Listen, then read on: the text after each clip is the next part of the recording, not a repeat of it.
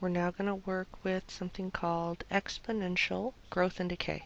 So basically, if you have a statement that says the rate of change of y is proportional to the amount present, you should be able to translate the statement into a differential equation. The rate of change of y, that basically means dy dt. It's proportional to the amount present. You have to have a constant k, and the amount present is y.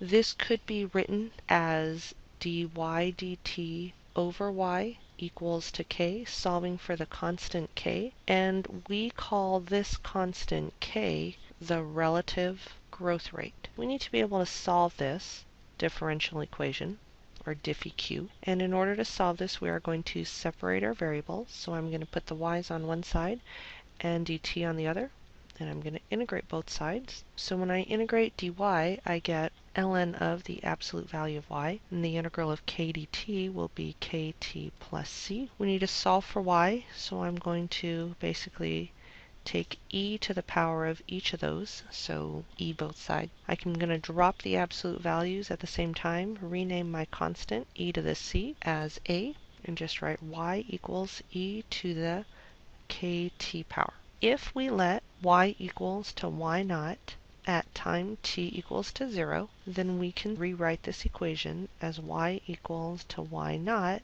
e to the kt power. All of this is actually probably more familiar to you guys as a equals pe to the rt power. So we'll do a few examples. If an amount of money doubles itself in 10 years at an interest compounded continuously, I want to know how long it will take to triple itself. We're going to use y equals y naught e to the kt power. I don't know how much money I'm starting out with. I just know that it's doubling. But I do know that my initial amount is y naught, so when it doubles, I'll have 2 times y naught. I don't know the rate and I don't know the time. I'm going to go ahead and call my rate r. I'm going to divide out my y naught.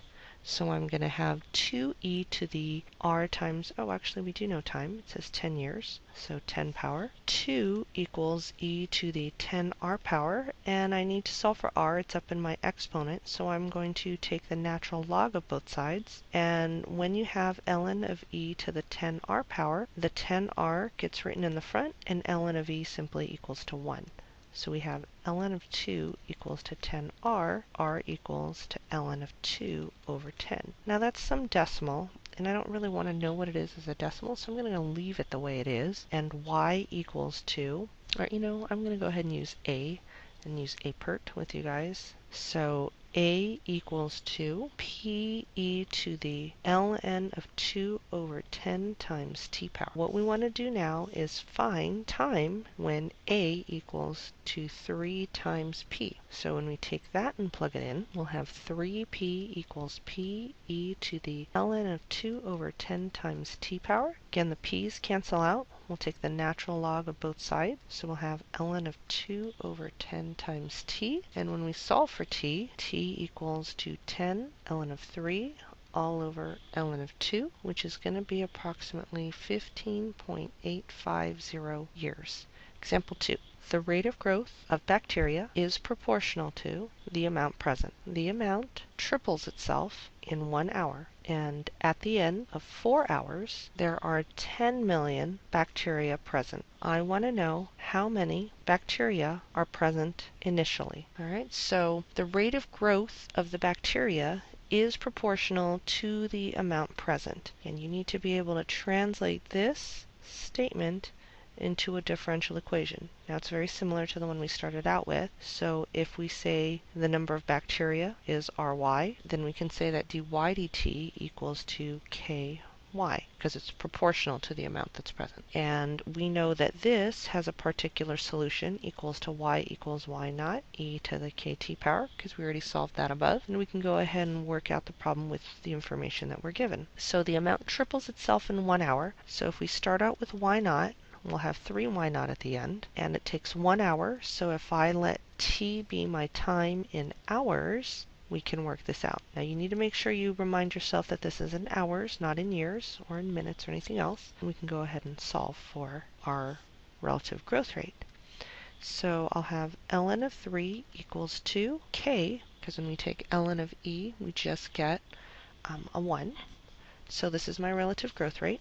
Now I also know that at the end of 4 hours there are 10 million present. So that will be my y. So y equals to 10 million when initially I have no idea how much it is, but it's y naught, and it's e to the ln of 3, which is our k, times 4 for 4 hours. I'm going to plug that in to find what my y naught is. So I need to divide 10 million by 4, by e to the 4 ln of 3 power. And this is actually quite an interesting number.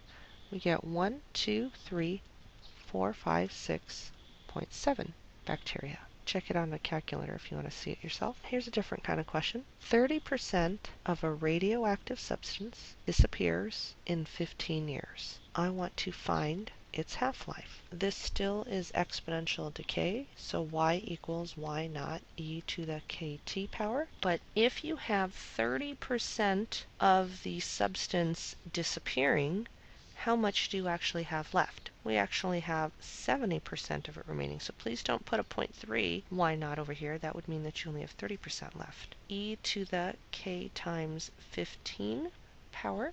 So we can cancel out this stuff here. Take the natural log of both sides, so ln of 0.7 equals to 15k, and k equals to ln of 0.7 over 15. So I want to find its half-life. Find t for when y equals to 1/2 y naught. So I'm going to have 1/2 y naught equals y naught times e to the ln of 0.7 over 15 times t power. So I need to divide out my y naught.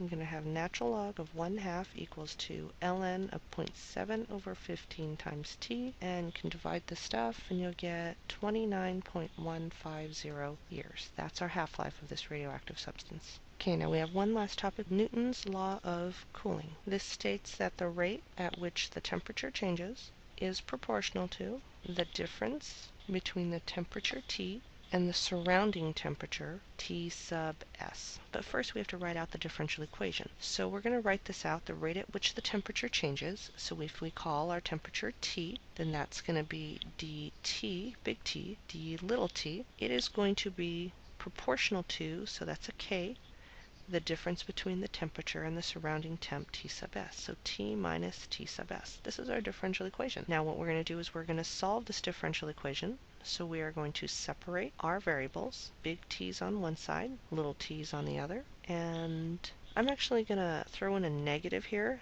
Kind of just trust me here on this. I'm going to put a negative there. So I'm going to integrate this on the left-hand side. Now remember, our variable is big T, not big T sub S.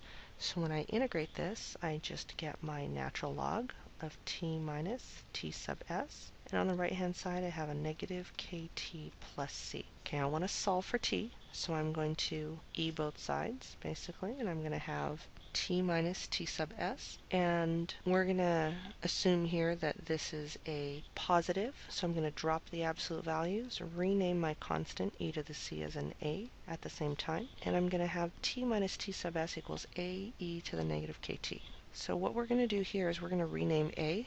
We're going to say a equals to t minus, or t sub 0 minus t sub s, where t sub 0 is the temperature at time 0. Okay, so then this gets rewritten as t minus t sub s equals to t naught minus t sub s e to the negative kt power. And this is the formula for Newton's law of cooling, which is the solution to this differential equation. Now we're going to do one example before I finish off with Newton's law of cooling. So a thermometer is taken from a room in which the temperature is 75 degrees Fahrenheit in the open to a room where the temperature is 35 degrees Fahrenheit. The reading on the thermometer is 65 degrees Fahrenheit after 30 seconds. How long after the removal will the temperature read 50 degrees Fahrenheit? And I also want to know, what will it read after 3 minutes? Okay, so let's see what we have. We need to make sense of all our information. So let's kind of go back to this and look at it. So this 75 degrees, what do you think that's going to be? Will that be T sub 0 or T sub S? Okay, well, you're taking the temperature from that, so your original temperature, your initial, is 75 degrees, and it's going to be brought to a room with a temperature of 35 degrees. So that's the surrounding temp. Now what is this 65 degrees? The 65 degrees is what you have when t equals to 30 seconds. So that's a condition that is not always 65. That's what's changing the temperature T given a certain amount of time. Okay, so we're going to use this to find K because we don't know the rate at which it's decaying basically, or at which the temperature is dropping. Okay, so our formula says T minus T sub s equals to T naught minus T sub s e to the negative kt power. So we're going to plug in everything with what we know. So that means 65 minus 35 equals to 75 minus 35 e to the negative k times 30. So notice here my time is in seconds. So working everything out, 30 equals 40 e to the negative 30k power. Okay, we're going to divide everything by 40 and then take the natural log of both sides. So we're going to have ln of 3 over 4 equals to negative 30k. So k equals 2 ln of 4 over 3 over 30. So then we can take this and plug it in for our k to find out how long it will take for the temperature to reach 50. So the second part of this is to find T when big T equals 50 degrees Fahrenheit. So I'm actually going to leave that to you guys to do because I want to get to the second part to see if you know even what we're asking. The video is getting a little bit long. I'll try to cut it shorter. What will it read after 3 minutes? So what am I asking you to do? I'm asking you to find big T when little t, the time, is 3 minutes, so that means 180 seconds. Okay, so I'm actually going to do one last thing over here on the side. I'm going to set up the equation just in case you want to have it. Okay, so I want to find little t. So this is going to be 50 minus 35 equals 275 minus 35 e to the negative ln 4/3 over 30 times t. So you got to solve for t here. And now this last one, find big T. So big T minus 35 equals 2. I'm going to go ahead and subtract this. 40 e to the negative ln of 4/3 over 30 times 180. So we'll have to solve this and add the 35 over. Now in case some of you guys are wondering why in the world do they even bother with that negative, the negative in there is really just a display of showing that it's a decay because the temperature is decreasing, hence Newton's law of cooling. When we see it as a positive, we usually think of it as growing. Okay, so that's just sort of a little bit as to why there's a negative there.